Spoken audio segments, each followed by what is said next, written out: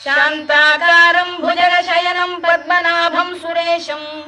विश्वाधारं गगनसदृशं मेघवर्णं शुभांगम्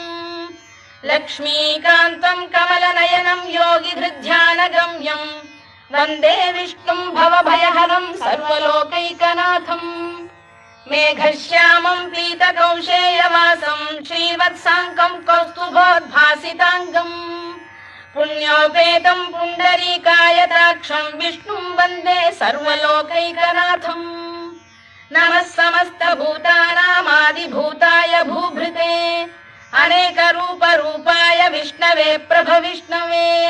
सशङ्खचक्रं सकिरीटकुण्डलं सपीतवस्त्रं सरसीरुहेक्षणं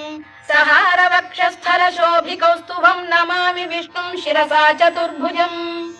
छायायां पारिजातस्य हेमसिंहासनोपरि